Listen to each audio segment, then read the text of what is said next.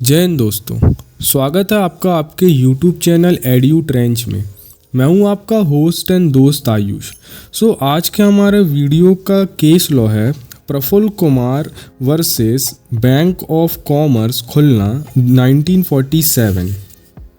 सोचो, तुमने किसी से 10,000 का लोन लिया और लोन देने वाले ने बोला 10,000 लिए हैं लेकिन वापस 30,000 करने पड़ेंगे। अब गवर्नमेंट ने कहा रुको, मनी लेंडर को कंट्रोल करना पड़ेगा। लेकिन यहीं से एक इंटरेस्टिंग कॉन्स्टिट्यूशनल प्रॉब्लम आ गई। क्या स्टेट गवर्नमेंट ऐसे लॉ बना सकती है जो इनडायरेक्टली बैंकिंग और प्रॉमिसरी नोट को भी अफेक्ट करे? इसी सवाल का जवाब देता है आज का हमारा case law Prafulla Kumar Mukherjee versus bank of Commerce Khulna 1947। बात है 1940 की। बंगाल लेजिस्लेचर ने एक लॉ बनाया, बंगाल मनी लेंडर एक्ट 1940। इस लॉ का सिंपल पर्पस था मनी लेंडर को रेगुलेट करना और बोरोवर को एक्सेसिव इंटरेस्ट से प्रोटेक्शन देना। मतलब अगर किसी ने 10,000 का लोन दिया है तो वह अपनी मर्जी से अनलिमिटेड इंटरेस्ट चार्ज नहीं कर सकता। अब सामने आया bank of Commerce Khulna. Bank ने कहा भाई ये लॉ सिर्फ मनी लेंडिंग तक लिमिटेड नहीं है, इसका इफेक्ट प्रॉमिसरी नोट और बैंकिंग पर भी पड़ रहा है। उस time government of India act 1935 के अंडर लेजिस्लेटिव पावर अलग अलग लिस्ट में डिवाइडेड थी। मनी लेंडिंग प्रोविंशियल सब्जेक्ट था लेकिन प्रॉमिसरी नोट और बैंकिंग फेडरल सब्जेक्ट था।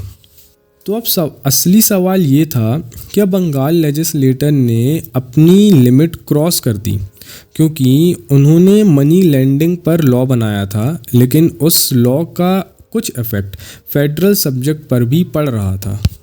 प्राइवेसी काउंसिल ने कहा लॉ का नाम या उसका साइड इफेक्ट मत देखो, पहले देखो लॉ का मेन पर्पस क्या है। पिथ एंड सब्सटेंस का सिंपल मीनिंग है लॉ का असली और मेन सब्जेक्ट क्या है। इसको एक सिंपल एग्जांपल से समझो। मान लो तुम घर बना रहे हो, घर में किचन बना रहे हो। किचन बनाते वक्त तुम्हारा एक वॉल थोड़ी मॉडिफाई हो गई। अब कोई ये नहीं बोलेगा भाई तुम किचन नहीं तुम दीवार बना रहे हो, क्योंकि तुम्हारा मेन पर्पस किचन बनाना था, वॉल नहीं। वॉल का चेंज सिर्फ इंसिडेंटल इफेक्ट था। एग्जैक्टली इसी लॉजिक को कोर्ट ने केस में अप्लाई किया। कोर्ट ने पूछा बंगाल मनी लेंडर एक्ट का मेन पर्पस क्या है।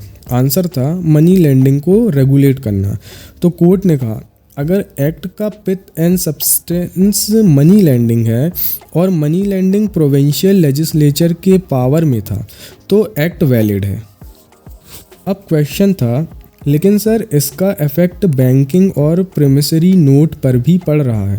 कोर्ट का आंसर था हाँ इफेक्ट पड़ रहा है लेकिन वह सिर्फ इंसिडेंटल इफेक्ट है। सिर्फ इसलिए कि किसी लॉ का थोड़ा इफेक्ट दूसरे लेजिस्लेचर के सब्जेक्ट पर पड़ गया, लॉ ऑटोमेटिकली अनकॉन्स्टिट्यूशनल नहीं हो जाता।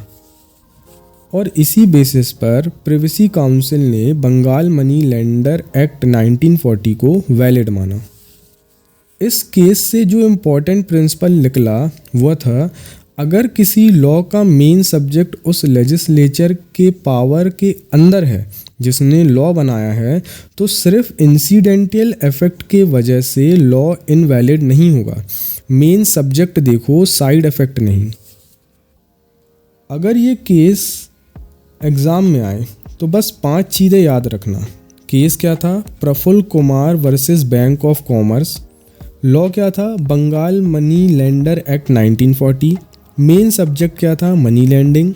प्रॉब्लम क्या हुई? प्रॉमिसरी नोट और बैंकिंग पर इंसिडेंटल इफेक्ट पड़ रहा था। प्रिंसिपल क्या दिया गया? Doctrine of pith and substance. तो भाई प्रफुल्ल कुमार केस को एक लाइन में याद रखना है तो लॉ का मेन काम देखो, उसका साइड इफेक्ट नहीं, यानी main subject is equal to pith and substance.